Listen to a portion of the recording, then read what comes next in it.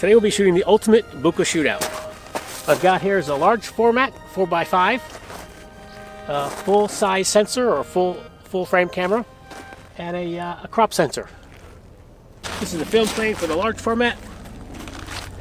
This is the film plane for the full size sensor, and this is the film plane for the crop sensor. We're going to find out which size sensor is best for background bokeh. We're doing two tests today. The first test, I've calculated the depth of field equal on each camera, and we'll see if they're about the same or if they're slightly off or whatever. Okay, for background bokeh. The second test will be we'll set the aperture to the same setting on each camera. On the first test, with the depth of field the same, we're going to set the crop frame to 1.8 because that's the widest aperture setting I have, and we're going to equal the depth of field on each. Okay. And the second test, we're going to set this on the widest aperture, which is 4.5, and we'll set all of them on 4.5. So we'll check them all out. For all you large format purists, I need to state up front, I'm shooting the ground glass, but the image is the same. The image will be a 4x5 plane, image plane. Just consider this more like a camera obscura than an actual large format. The lenses on all the cameras are similar field of view or angle of view.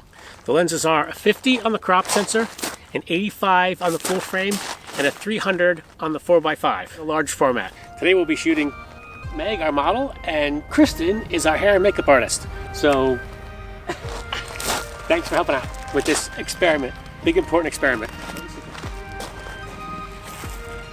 Meg is sitting about 4 meters away from the lenses. All right, we're shooting with this large format camera, and if you've never seen this before, click. I'll put a link right here.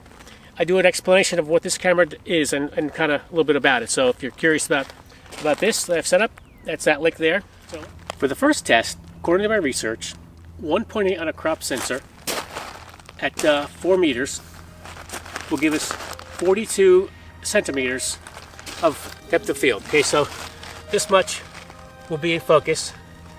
Of course, the blur starts, and the blur will be either way. We should get the same amount of depth of field on the full frame at a 3.3 or 3.2, depending on what your camera does, and the large format 12.7. Okay, right there. Okay, let's shoot and see what we get. Here it goes.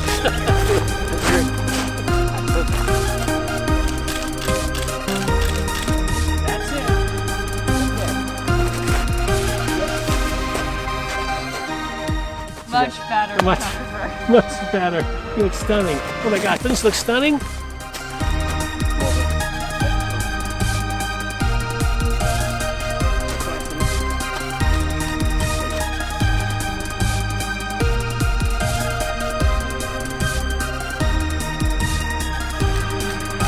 Okay, good. There we go. Okay, let's go to the next one. The next one is the next one is everything. What is it? Oh, everything at 4.5. This.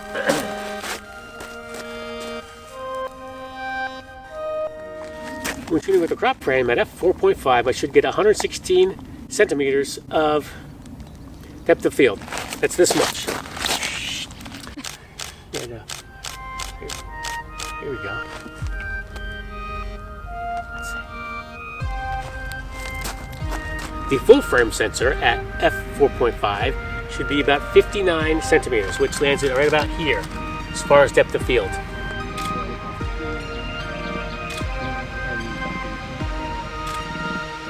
The large format, it's 15 centimeters of depth of field, which is very, very narrow, so you might find quite a bit of blur around Meg. So it should be just that much at 4 meters away from the camera.